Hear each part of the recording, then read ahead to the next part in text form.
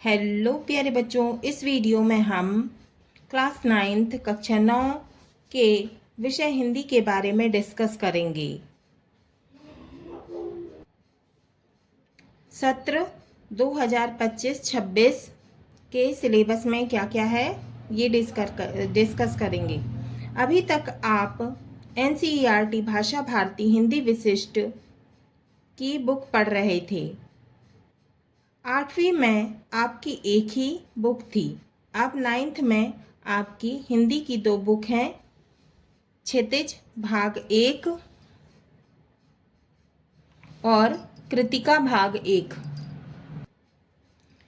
ध्यान से सुनिए बच्चों, हम आपको इजी से इजी तरह से पढ़ाएंगे और most IMP question, important question भी बताएंगे, MCQs भी बताएंगे।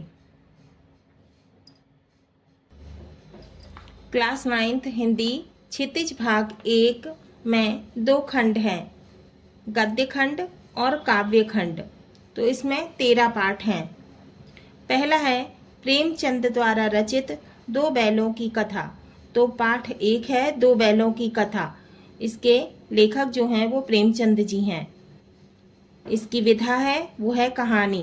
दूसरा पाठ है लहासा की ओर। इसकी विधा है यात्रा वृत्तांत और इसके लेखक जो हैं वो राहुल सांकृत्यायन हैं। तीसरा पाठ है उपभोक्तावाद की संस्कृति। तो ये एक निबंध है, इसकी विधा निबंध है और इसके लेखक हैं श्यामाचरण दुबे। चौथा पाठ है सावले सपनों की याद। तो इसकी जो विधा है वो संस्मरण है, इसके लेखक हैं जाबिर हुसैन जी। पांचवा है पाठ प्रेमचंद के फटे जूते। इसकी विधा है व्यंग और इसके जो लेखक हैं वो हैं हरिशंकर परसाई जी। छठवां पाठ है मेरे बचपन के दिन। तो ये क्या है, संस्मरण है इसकी विधा और इसकी जो लेखिका है वो है महादेवी वर्मा।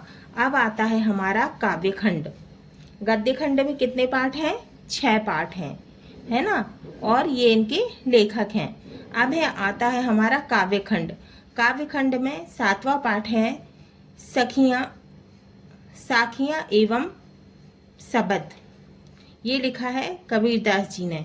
तो इसके कवि कौन है? कबीरदास जी। 8वां है वाक।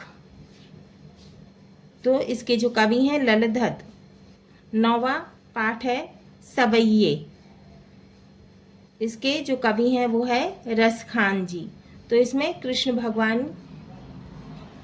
2 सवैये हैं कृष्ण भगवान के लिए लिखा है रसखान जी ने।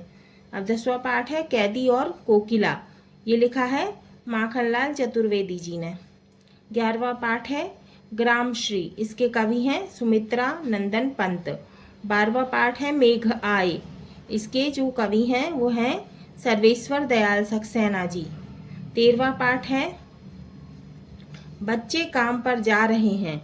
ये किसने लिखा है? ये किसकी कविता है? राजेश जोशी जी की। अब गद्य की विधाएं क्या होती हैं? विभिन्न प्रकार की लेखन शैलियां होती हैं गद्य की विधाएं, जिनका प्रयोग लेखक अपने विचारों और भावनाओं को प्रकट करने के लिए करता है। अब है गद्य की कई विधाएं हैं, जैसे पहला संस्मरण। यह गद्य का एक रूप है जिसमें लेखक अपने जीवन के अनुभवों और यादों को साझा करता है।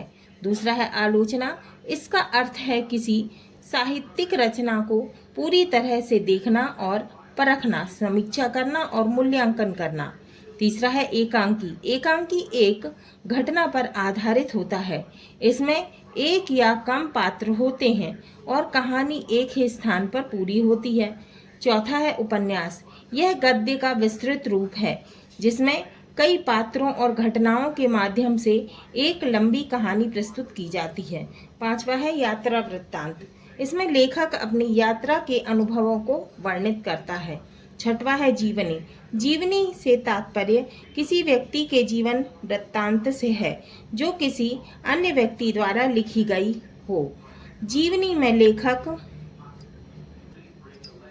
अपने चरित्र नायक के जीवन वृत्तांत का वर्णन करता है। 7वां है निबंध। यह एक विचारपूर्ण लेख है। 8वां है कहानी। कहानी एक काल्पनिक या वास्तविक घटना पर आधारित लेख होती है जिसमें पात्र, स्थान और समय का चित्रण होता है जो पाठक को एक रोचक अनुभव प्रदान करता है। 9वां है आलेख। आलेख समाचार पत्रों, पत्रिकाओं और अन्य मीडिया में प्रकाशित होने वाले लेख हैं। 10वां है नाटक। नाटक गद्य की एक ऐसी विधा है जिसमें संवादों के माध्यम से पात्रों की कहानी मंच में प्रस्तुत की जाती है। अब हमारी बुक है कृतिका भाग 1। पहले हमने देख ली क्षितिज भाग 1, अब ये हमारी दूसरी बुक कृतिका भाग 1। इसमें 3 पाठ हैं। पहला है इस जल प्रलय में, इसके लेखक है फणीश्वर नाथ रेणु जी। इसमें बाढ़ के बारे में वर्णन किया गया है। दूसरा मेरे संग की औरतें, इसकी लेखिका है मृदुला गर्ग जी।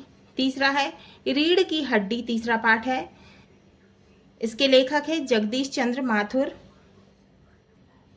हाँ तो बच्चों, व्याकरण भी 2 तरह की है, रचनात्मक लेखन और व्यवहारिक व्याकरण।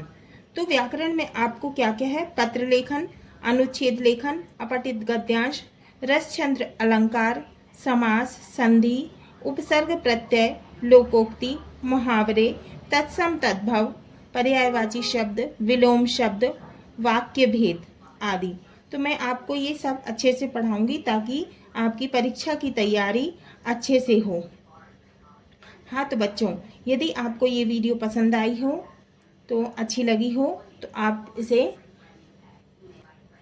लाइक करें, शेयर करें और कमेंट करें।